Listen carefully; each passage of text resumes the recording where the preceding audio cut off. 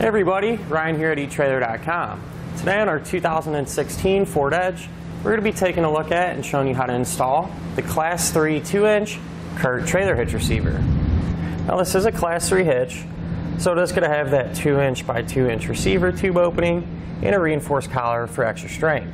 So it should work with just about any accessory out there. It's also going to have a 5/8 pinhole.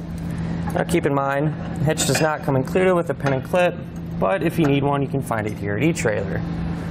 It's also going to have plate-style safety chain openings, which aren't huge, but they do give us enough room to use just about any size hook that we might have.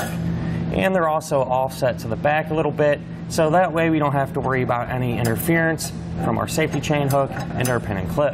Now compared to some of the other hitches, ours is going to be a little more visible. However, it is going to follow the edges of our bumper nicely and blend in. Now there is a benefit from it being visible, and that's going to be the ease of use. Everything is going to be open, and it's going to be very convenient to connect or unhook any accessories. Now speaking of accessories, this hitch should work really well with those, especially those folding bike racks and cargo carriers. And that's because it's going to give us plenty of clearance.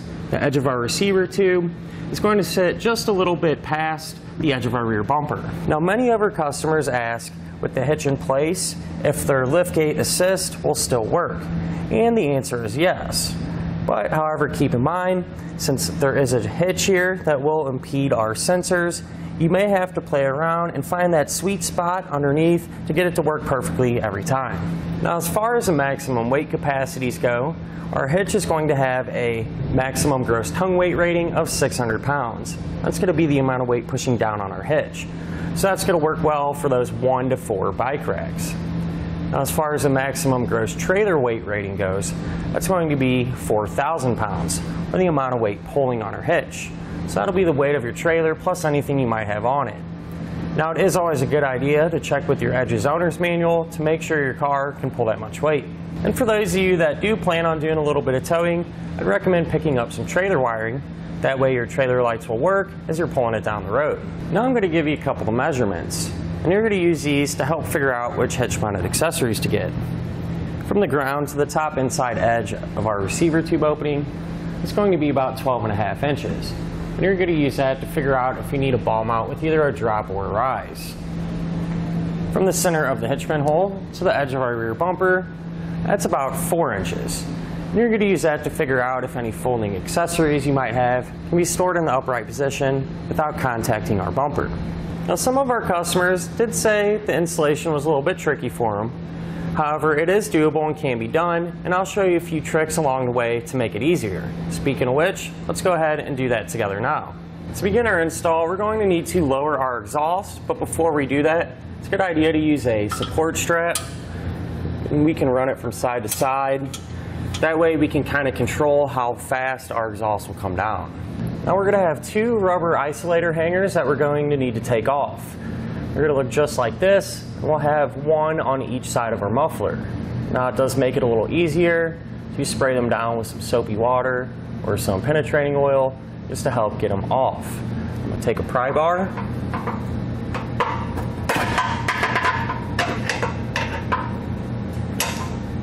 and work that isolator off of our muffler. I'll do the same thing for the other one on the other side. With our isolator hangers removed, we can loosen up our strap to lower our exhaust a little bit to give us some room to work. Now we're going to need to remove our side underbody panels. To do that, we're going to remove these 2 10mm fasteners.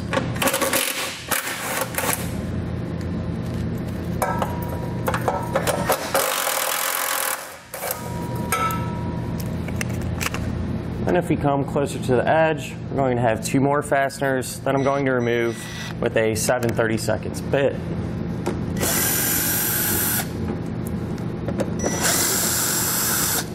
On the other side, set up the exact same way. So once we have this one down, we'll repeat it over there.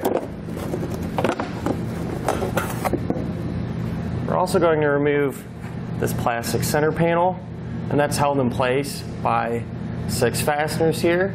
And I'll take those out using a 7/32 socket.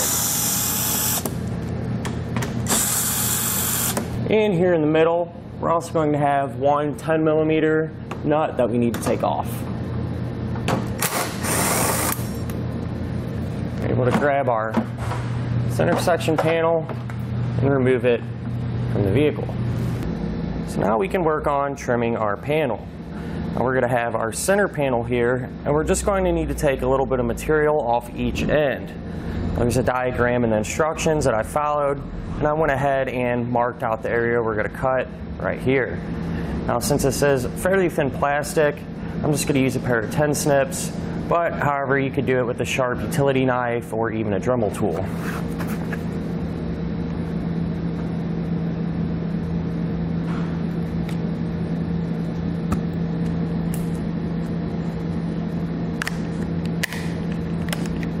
At this point, you can move on to trimming your side panels. And once again, there is a diagram and the instructions that tell you where to cut. And I went ahead and marked it out here. And you'd use that same technique that we used for the centerpiece to cut these. However, in our particular situation, our customer is just opting to leave these off. Now we can go ahead and put our center panel back in place.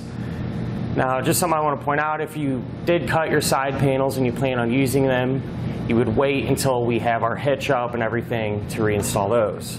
But like I said, for now, we'll put the center one back up.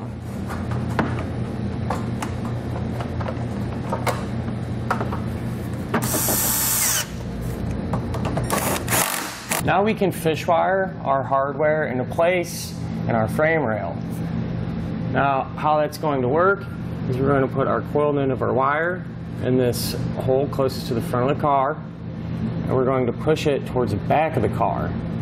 Now, it's kind of tricky to see, but here behind our bumper beam there will actually be an opening. You have to push that wire back through it, reach your hand in there.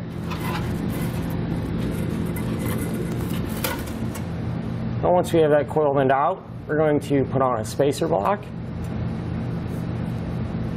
and a carriage bolt, which will thread onto the fish wire.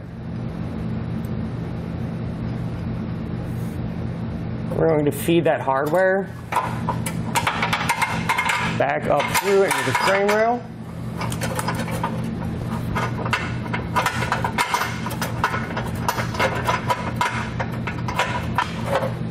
We're able to pull down on the other end of the wire and get our bolt to drop through. I'm going to use that same technique for this hole.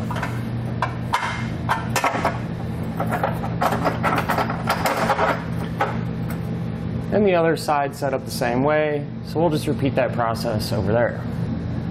Now we're going to need to fish wire one more bolt here in this hole on the side of our frame rail. So what we're going to do is remove this back fish wire from the bolt.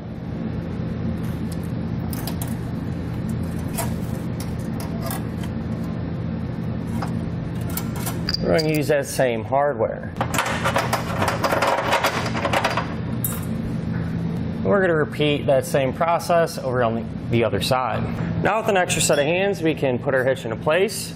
We're going to put our fish wires through the corresponding holes in our hitch.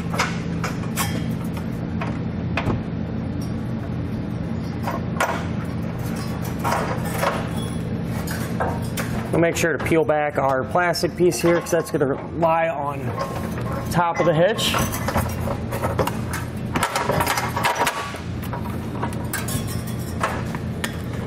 Once we get all of our hardware to come through, we can secure it using a flange nut. Now you want to get one started on each side, hand tight. That way the hitch will support itself while we work on the rest of the hardware. Now just a quick tech tip, these side bolts can be a little tricky because when you try to put the nut on, they're going to want to get pushed back into the frame. So what you can do is just take a flathead screwdriver and put it on the threads of the bolt. You can kind of pry it off to one side to keep it steady. That way you can easily get the flange nut started and get it tightened down. With all of our hardware in place and hand tight, now we can snug it down.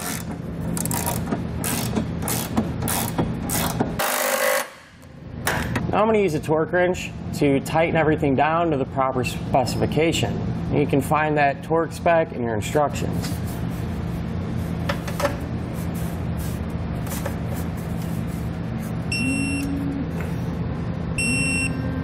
Now at this point, you would reinstall your side panels in the opposite way that we removed them. However, since our customer is choosing to leave them off, we're going to skip that step and just rehang our exhaust.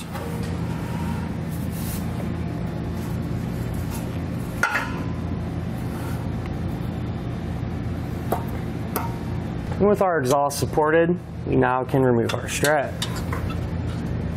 And that'll do it for our look at and our installation of the Class 3 Curt Trailer Hitch Receiver on our 2016 Ford Edge.